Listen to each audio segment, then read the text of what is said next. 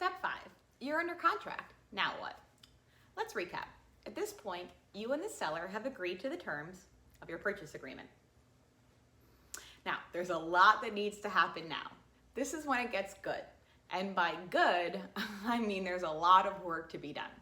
The first thing you're gonna need to do is place your escrow deposit. Now remember, you've learned that this is an amount that will go towards your total purchase price and total cost of your new home. It's not an additional amount. This amount is going to be held by either a third-party escrow agent or the title company that will be doing your closing. The escrow deposit must be sent within 3 days, unless otherwise agreed to in the contract, but 3 days is standard, and those are 3 calendar days. Now let me take this time to explain how time works in the standard Florida as-is contract. Page 8, Section F, line 420 states the following regarding time. Calendar days will be used in computing all time periods. Time is of the essence in this contract. Now, as you know, business days are Monday through Friday. Calendar days include weekends, Saturdays and Sundays. So any time period that ends on a Saturday or a Sunday or a national legal holiday shall extend to 5 p.m. the following business day. Okay, now that we've discussed the escrow deposit, which again is your first step, let's talk about the following steps, which need to happen pretty much at the same time. So the first is you're gonna have to schedule your home inspection. The home inspection needs to happen during the inspection period, which you've already agreed to. Now, depending on what you and the seller agreed, this could be anywhere from 5 days to 15 days. So you could reach out to your own home inspector of choice, or you can ask your Premier Listings associate, and we'll recommend a few people, and you can call them and see who you're comfortable working with. Now, there are many different types of inspections. However, the 3 most common are the general home inspection, the wind mitigation, and the Fourpoint. Let me explain each one. So, the standard home inspection, as defined by the Florida statute, is defined as a limited visual examination of readily accessible installed systems and components of a home, performed by a licensed home inspector. Now, those items include structure of the home, electrical system, the HVAC system, roof covering, plumbing system, interior components, exterior components, site conditions, all of that which affect the structure. Pro tip, now if you're purchasing a home that is less than 3 stories, such as a single family home, a villa, or a townhome, I highly recommend getting what's called a wind mitigation inspection. This is when a certified inspector will check your home in order to see how it will hold up during intense wind. Now, these features are anything from door and window coverings, to the way your roof is attached to your home, to how your roof is sealed to prevent water from entering. So, following Hurricane Andrew, Florida passed a law, and it required that insurance companies will offer their customers a discount if your home will withstand wind, based on the exterior building conditions and the home improvements that reduce damage and loss from wind. So in order to qualify for this discount, like I said, you must provide a certified inspection report called a wind mitigation to your insurance company. Now, keep in mind that there are some lenders in Florida that actually require this windstorm insurance in order to be approved for a mortgage. The third most popular inspection is something called a Fourpoint. The Fourpoint inspection is an often misunderstood part of the home buying process. You may think that you need one, but really you don't, or vice versa. So let me explain who needs one. And by the way, you also might wonder, what is a Fourpoint and why can't I just get a regular home inspection? Let me explain. The Fourpoint inspection is essentially a home inspection that focuses only on 4 key areas of the home: HVAC, electrical, plumbing, and roofing. Now, why these areas? Because they are the primary source of expensive insurance claims. This Fourpoint inspection is not at all a comprehensive inspection. There are many areas of the house that are going to be skipped during a Fourpoint because, you know what, they aren't all that relevant as far as an insurance company is concerned. Now, that doesn't mean that they aren't relevant to you as the home buyer. This is why you need both a regular home inspection and a Fourpoint. The Fourpoint is what you're going to send to your insurance company. Keep in mind, sending them in a huge list of every single issue, every major minor thing that has to do with a home, that's more likely to get your request for insurance denied. That's not what we want. Again, that's why you want the 4-point. Now, to answer your question, do you have to get a 4-point? First off, if the house that you're looking at was constructed more than 30 years ago, you are going to be required to have a 4-point inspection. No ifs, ands, or buts about it. This is thanks to a Florida law that went into effect September 1st, 2018.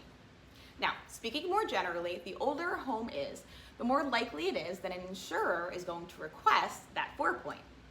That's because an older home is more likely to have serious issues with any of those 4 categories. Issues like outdated electrical panels, faulty wiring, plumbing leaks, damaged roofing. And remember, the point of the 4-point is to help the underwriter assess the risk on an older home because, again, they are riskier by nature. Now, the price for any of these 3 inspections vary based on the specs of that home and the home that you're buying. So, for example, a home that's 11,000 square feet is going to cost more than a home that's maybe 2,000 square feet. Or let's say your home has skylights. This is going to cost more because guess what? The inspector has to go up there on the roof and inspect those skylights. So the cost is anywhere from $200 to $2,000. Now, keep in mind, if you're going to get all 3 of those reports, you're usually going to get some sort of a price discount. So make sure you ask about that. So in addition to the general home inspection, the 4-point and the WINMIT that we've talked about, you have options for lots of other inspections, and it's really going to depend on the home. Radon, mold, seawall, septic tank, termite, and more. Whether or not you choose to obtain any of those inspections is going to be up to you. If you have any questions, talk to your Premier Listings realtor and a licensed inspector for their advice if you're not sure. Okay, now let's talk about what happens during the actual inspection. Do you have to attend? That's up to you. We certainly recommend it. Here at Premier Listings, our associates will always attend the inspections with or without you in order to see exactly what's going on. Now, at the same time that you're getting all of this work done and all of your inspections done and inspections scheduled, if you're getting a loan, you're going to have to start and complete that loan application within 5 days as per the state contract. Page 2, Section 8, Line 191 states that the buyer will make a mortgage loan application within 5 days after the effective date, and they will use good faith and diligent effort to obtain this loan. Now be careful. I've seen buyers who didn't provide documents to their lender. They were not timely in their responses, and guess what? They lost their escrow deposit because of it. So let me explain another important point of financing that is included in the financing section of your state contract. You are going to be required to provide a loan approval to the seller within a certain period of time. Usually it's about 30 days. Now, up until that 30-day period, if you're denied a loan for any reason, your escrow deposit is completely refundable. However, once that loan approval period passes and you are denied a loan, at that point it's too late and your escrow deposit is no longer refundable. Again, this is why it's so important that you're going to be timely.